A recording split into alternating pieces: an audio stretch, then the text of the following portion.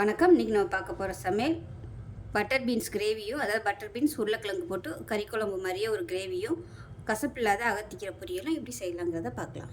இப்போ ஒரு குக்கர் எடுத்துக்கலாம். தேவையான அளவுக்கு எண்ணெய் சேர்த்துக்கலாம். எண்ணெய் சூடானதும் ஒரு டீஸ்பூன் சோம்பு, பிரிஞ்சி இலை, பட்டை, கிராம்பு, ஏலக்காய், கால்பாசி இதெல்லாம் சேர்த்துக்கலாம். கொஞ்சமாக கருவேப்பிலை சேர்த்துக்கலாம். மீடியம் சைஸாக ஒரு பெரிய வெங்காயம் பொடியாக கட் பண்ணதை சேர்த்துக்கலாம்.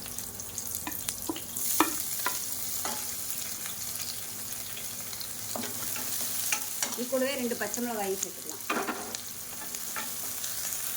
இப்போ வெங்காயம் நல்லா வதங்கிருச்சு. 1/4 டீஸ்பூன் போல் இஞ்சி பூண்டு பேஸ்ட்டு சேர்த்து நல்லா வதக்கிக்கலாம்.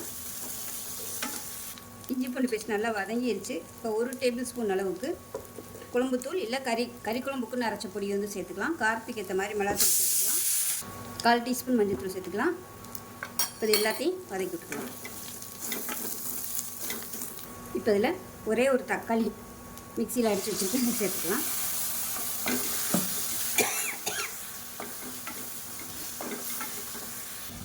இப்போ பாருங்கள், தக்காளி நல்லா வதங்கிருச்சு. இப்போ இதில் 2 கை அளவுக்கு பட்டர் பீன்ஸ் சேர்த்துக்கலாம். இது கூடவே 2 உருளைக்கிழங்கு வேக விட்டு கட் பண்ணி வச்சுருக்கேன்.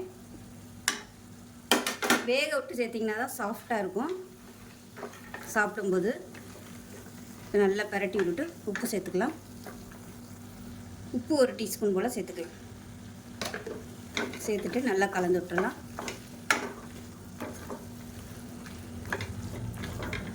இப்போ இதில் தண்ணி சேர்த்துக்கலாம். முங்குற அளவுக்கு தண்ணி சேர்த்துக்கோங்க. இது நம்ம கிரேவி மாதிரி தான் வைக்க போகிறோம், அதனால் தண்ணி அதிகம் தேவைப்படாது.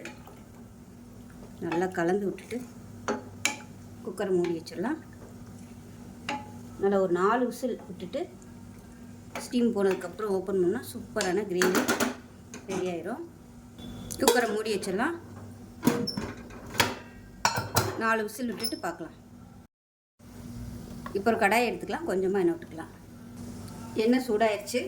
1 டீஸ்பூன் போல் கடுகு, 1 டீஸ்பூன் போல் உளுந்து, கொஞ்சமாக ஜீரகம் சேர்த்துக்கலாம்.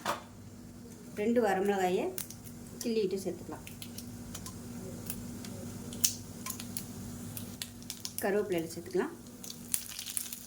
பொடியாக நறுக்குனா சின்ன வெங்காயம் சேர்த்துக்கலாம்.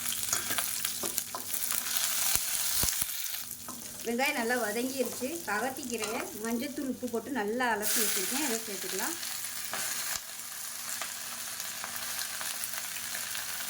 சேர்த்து ஒரு பரட்டி விட்டுக்கலாம். கீரை நல்லா வதக்கியாச்சு. ஒரு 1/4 கப் அளவுக்கு அரிசி களைஞ்ச தண்ணி எடுத்து வச்சுருக்கிறேன். இந்த தண்ணியை சேர்த்துக்கலாம். இதை சேர்க்கும்போது டேஸ்ட்டும் நல்லாயிருக்கும், கசப்பு இருக்காது.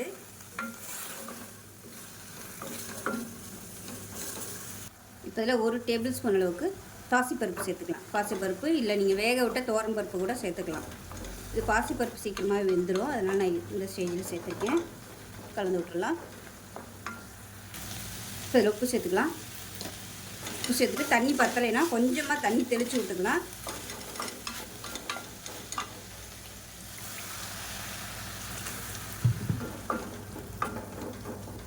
மீடியமான ஃப்ளேமில் வேகட்டும்.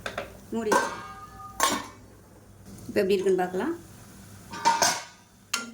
பாருங்கள், லேசாக தண்ணி இருக்குது. இப்போ அடுப்பு அதிகப்படுத்திட்டு அந்த தண்ணியை நல்லா வற்ற விட்டுக்கலாம். கீரை வெந்துருச்சா என்னங்கிறத பார்த்துக்கோங்க. உப்பு பத்தலைன்னா உப்பு சேர்த்துக்கலாம். இப்போ பாருங்கள், நல்லா ட்ரை ஆகிடுச்சு. இப்போ இதில் தேங்காய் சேர்த்துக்கலாம்.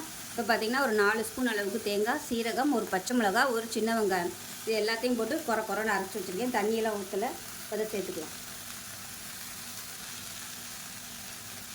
இல்லை உங்களுக்கு பூண்டு ஃப்ளேவர் பிடிக்கும்னா ஒரு பூண்டு சேர்த்துக்கோங்க.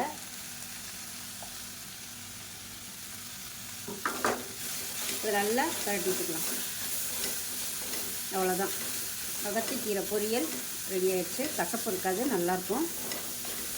பூண்டு சேர்த்திங்கன்னா நல்லா வாசனையாக இருக்கும். நான் பூண்டு போட மறந்துட்டேன், பிடிக்கும்னா சேர்த்துக்கணும். அவ்வளோதான், அகத்திக்கீரை பொரியல் ரெடி. இப்போ பீன்ஸ் கிரேவி எப்படி இருக்குன்னு பார்க்கலாம். பாருங்கள், நல்லா சூப்பராக வந்துருச்சு. இப்போ இன்னும் கொஞ்சம் வற்ற விட்டுக்கலாம். இப்படியே போதும்னாலும் நீங்கள் விட்டுக்கலாம். நான் வந்து கொஞ்சம் வற்ற விட்டுக்கிறேன். இப்போ பாருங்கள், நல்லா கெட்டியாயிடுச்சு. அமர்த்திடலாம். மேலாப்பில் கொத்தமல்லி இலை சேர்த்துட்டு அமர்த்திடலாம். கறி குழம்பு டேஸ்ட்டில் அட்டகாசமாக இருக்கும். ஸோ இதே மாதிரி செஞ்சு பாருங்கள். செஞ்சு பார்த்துட்டு எப்படி இருந்துச்சுங்கிறத சொல்லுங்கள். வீடியோ பிடிச்சின்னா லைக் பண்ணுங்கள், கமெண்ட் பண்ணுங்கள், சேனலை சப்ஸ்கிரைப் பண்ணுங்கள், பக்கத்தில் பெல் பட்டன் ப்ரெஸ் பண்ணுங்கள். நன்றி.